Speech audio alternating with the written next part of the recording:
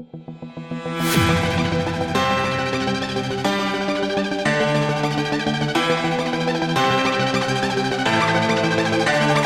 diagram shows the change x in length, मतलब change in length of a thin uniform wire caused by the application of stress. अब stress यानी force, y axis पे force दिया है, x axis पे elongation दिया है. At two different temperatures T1 and T2, अलग अलग temperatures पे T1 और T2 पे, तो the variation shown suggest that, तो वेरिएशन क्या शो करता है देखो फिर. तो ये एक्स एक्सिस, ये वाई एक्सिस, वाई एक्सिस पे आपको दिया है फोर्स यानी स्ट्रेस, और एक्स एक्सिस पे दिया है एक्स यानी इलोंगेशन, और ये हमें दिया है ये टेम्परेचर T1 के लिए ग्राफ और ये T2 के लिए ग्राफ. क्लियर. तो हमें बोला गया ऑप्शन में कि भाई ये टेम्परेचर T1 और T2 में से कौन बड़ा रहेगा, कौन छोटा रहेगा या इक्वल रहेंगे, ये पूछा गया है हमें. तो देखो सिंपल मैं इसमें आपको बताता हूँ. इसके एंड पॉइंट से आप परपेंडिकुलर ड्रॉ कर लो, परपेंडिकुलर ड्रॉ कर लो. तो देखो ये परपेंडिकुलर आपने ड्रॉ किया एक्स एक्सिस पे और ये वाई एक्सिस पे. ये T2 से भी करो तो ये आपने एक्स एक्सिस पे और वाई एक्सिस पे परपेंडिकुलर ड्रॉ किया. क्लियर क्या. अच्छा, एक जनरल इसमें मैं आपको बता रहा हूँ सिंपल. इसमें ये टेम्परेचर किसी भी मटेरियल जैसे कि वायर का टेम्परेचर बढ़ाओगे तो उसका इलोंगेशन भी क्या होता है, बढ़ता है. तो बताओ बरा T1 के केस में ज़्यादा इलोंगेशन है कि T2 के केस में ज़्यादा इलोंगेशन है. ये देखो इलोंगेशन का. अब यहाँ में एफ की ज़रूरत नहीं है, ड्रॉ किया हमने वहाँ परपेंडिकुलर, लेकिन उसकी ज़रूरत है नहीं. हाँ, तो ये लगे तो मैं हटा देता हूँ, कोई आवश्यकता नहीं इसकी फ़िलहाल. हाँ, तो ये T1 से ये परपेंडिकुलर ड्रॉ किया तो ये हो गया इलोंगेशन, T2 से ये परपेंडिकुलर ड्रॉ किया तो ये हो गया इलोंगेशन. तो कौन से टेम्परेचर के लिए इलोंगेशन ज़्यादा है, T1 के लिए, और T2 के लिए इलोंगेशन कम है. तो कौन सा टेम्परेचर बड़ा रहेगा, T1 is greater than T2. Clear. Next MCQ जो दिया है वो देखो. ए स्टूडेंट प्लॉट से ग्राफ, एक स्टूडेंट एक ग्राफ प्लॉट करता है for is reading on the determination of Young's modulus of a metal wire. एक मेटल वायर है, उसका यंग्स मॉडुलस फाइंड करने के लिए, बट फॉरगेट्स टू लेबल, लेकिन वो लेबलिंग करना भूल जाता है. तो the quantities on X and Y axis में बी रिस्पेक्टिवली, तो एक्स और वाई एक्सिस पे जो क्वांटिटीज है वो क्या होगी.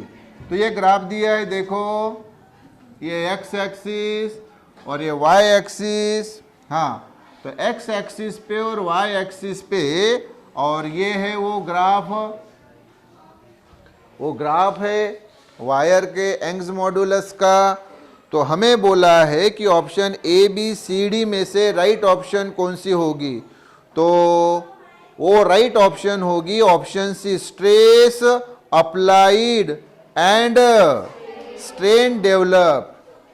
तो देखो ये जो ग्राफ है, जब भी आपको ये वायर का ग्राफ दिया है यंग्स मॉडुलस के लिए, तो 100% समझना कि ये वाई एक्सिस और ये एक्स एक्सिस, वाई पे स्ट्रेस रहेगा, एक्स पे स्ट्रेन रहेगा, या एक्स पे स्ट्रेस रहेगा, वाई पे स्ट्रेन रहेगा. क्लियर. तो ये देखो ये stress against strain, stress against strain, या फिर स्ट्रेस अगेंस्ट स्ट्रेन. तो y पे स्ट्रेस x पे स्ट्रेन रहेगा, या x पे स्ट्रेस y पे स्ट्रेन रहेगा. तभी ये जो वायर जो है ये वायर का ग्राफ है, ये वायर नहीं है, वायर का ग्राफ है यंग्स मॉडुलस के लिए. किसके लिए, यंग्स मॉडुलस के लिए. तो कौन सा ऑप्शन, सी ऑप्शन. उसके बाद में नेक्स्ट आपको फिर से ग्राफ दिया हुआ है नेक्स्ट MCQ में.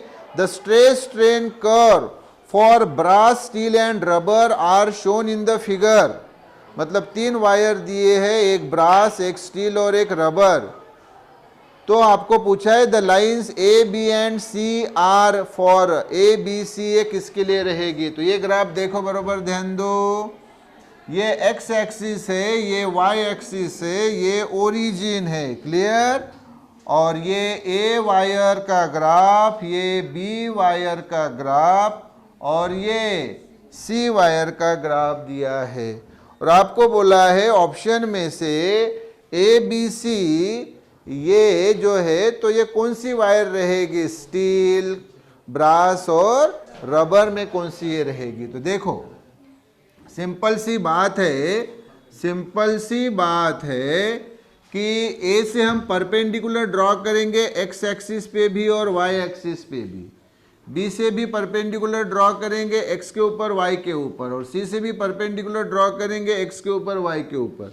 तो ए के ऊपर से आप क्या समझ रहे हैं कि देखो ये वाई एक्सिस, हाँ वाई एक्सिस पे ये स्ट्रेस है और ये एक्स पे स्ट्रेन है। हाँ तो स्ट्रेस यानी अल्टीमेटली हम फोर्स की बात करें, स्ट्रेस यानी अल्टीमेटली फोर्स अपॉन एरिया, सादी भाषा में स्ट्रेस यानी हम फोर्स की बात कर रहे हैं, और स्ट्रेन यानी हम इलोंगेशन की बात कर रहे हैं।